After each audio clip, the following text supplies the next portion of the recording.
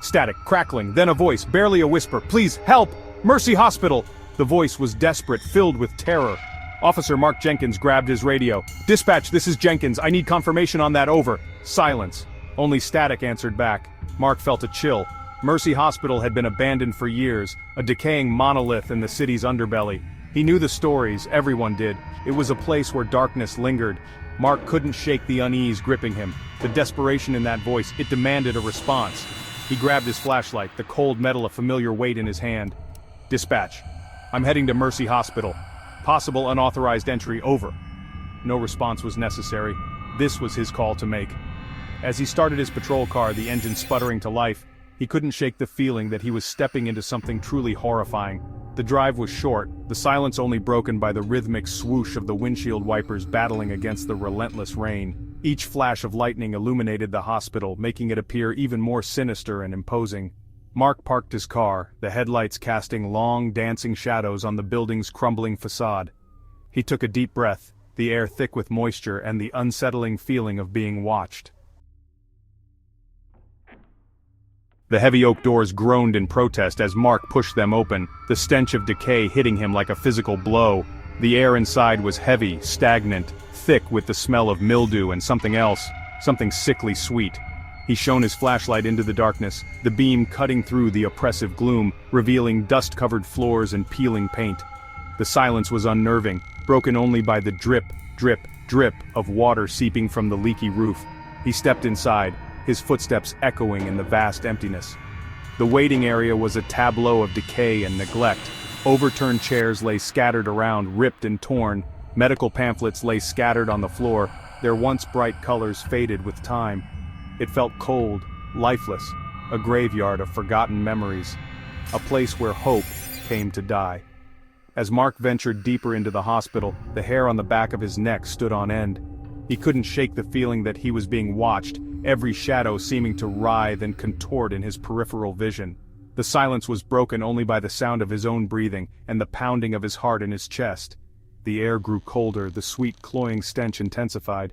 He was being herded, he realized, like prey being stalked by an unseen predator. The flickering beam of Mark's flashlight fell upon a set of double doors, the sign above them barely visible in the gloom, intensive care unit. He hesitated, his hand hovering over the tarnished handle. Memories flickered in his mind, unwelcome and vivid. His daughter lying in a hospital bed, her face pale, her breath shallow. He pushed the memories down, focusing on the task at hand. He was here to help, to find the source of the distress call. Pushing the doors open, Mark stepped into what was once the ICU. It was a scene of utter chaos. Beds lay overturned, medical equipment was smashed and scattered across the floor, and the air was thick with the metallic scent of blood. The source of the stench became horrifyingly clear as his flashlight beam landed on a figure slumped against the far wall. It wasn't human, not anymore. Its skin was a sickly gray, stretched taut over bones, its eyes milky white and vacant. Its jaw hung open, revealing a mouthful of jagged teeth, and a low growl rumbled deep within its chest. This wasn't a simple case of trespassing, this was something far more sinister. This was the stuff of nightmares. The creature lunged, its growl turning into a guttural roar that echoed through the desolate hallway. Mark reacted instinctively, drawing his weapon and firing 2 shots. The creature staggered back, but didn't fall. It continued to advance, its movements jerky and unnatural, its eyes fixed on Mark with an insatiable hunger. Fear, cold and sharp, shot through him. This wasn't how it was supposed to be. These things, these monsters, they weren't real. He backed away, his heart pounding against his ribs, each breath coming in ragged gasps. He fired again, the gunshot deafening in the confined space, the stench of gunpowder mixing with the already putrid air. The creature stumbled back, its movements sluggish, uncoordinated. It was then that Mark noticed it. The bite mark on its arm, the flesh around it blackened and rotting. The creature lurched towards him again, its moans joining the chorus of growls and snarls that were closing in from the hallway behind him. He was trapped. Panic surged through him, threatening to overwhelm him. He needed to get out, to call for backup, but there was no time. They were upon him. Section 5. Desperate escape.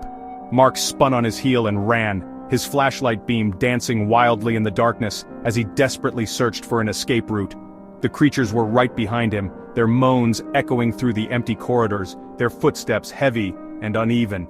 He could hear them gaining on him, their stench filling his nostrils, the sound of their ragged breathing fueling his terror. He had to find a way out, had to escape this nightmare. He burst through a set of double doors, finding himself in what appeared to be the hospital's cafeteria. Tables and chairs lay overturned, food trays scattered across the floor, long since spoiled. He could hear them closing in, their growls and moans growing louder with each passing second. There had to be another way out, a back exit, a fire escape, anything. His eyes darted around the room, desperately searching for an escape route. There! A door propped open with a rusty fire extinguisher. He didn't hesitate, sprinting towards it, his lungs burning, his legs screaming for respite. As he slammed through the door, he could hear the creatures closing in, their frustrated roars echoing behind him. He had bought himself some time, but he knew it wouldn't be long before they found him again. Section 6. A glimmer of hope? The stairwell was dark, the air thick with dust and the smell of decay. Mark took the steps 2 at a time, his flashlight beam cutting through the gloom, his breath echoing in the confined space. He could hear them still, their moans a constant reminder of the danger that lurked below, but there was another sound too, faint but unmistakable. A voice. Human. He reached the next floor and paused, listening intently. The voice was getting closer, accompanied by the sound of shuffling footsteps. Could it be a survivor? Someone who could help him escape this nightmare? He took a deep breath and called out, his voice hoarse with fear and exertion. "Hello? Is anyone there?" A figure emerged from the darkness, their silhouette barely visible in the dim light. "Who's there?" the voice called back, a tremor of fear in it. Relief washed over Mark. He wasn't alone. "It's okay," he said, his voice trembling slightly. "I'm a police officer. I'm here to help." Section 7. Overrun. As the figure stepped into the light, Mark's blood ran cold. It wasn't a survivor. It was another one of them. Its eyes, vacant and white, stared at him with a hunger that chilled him to the bone. Its skin was stretched taut over its bones, its teeth bared in a silent snarl. It lunged at him, its growl a guttural rasp that seemed to echo the horrors he'd witnessed tonight. Mark raised his arm instinctively, the creature's teeth sinking into his forearm. He cried out in pain, the taste of blood filling his mouth. He shoved the creature away, kicking it back into the darkness. Panic surged through him, hot and desperate. He'd been bitten. He knew what that meant. The creature was getting back to its feet, its eyes fixed on him with an insatiable hunger. He had to get out of there, had to find a way to stop the infection from spreading. But even as he thought it, he knew it was already too late.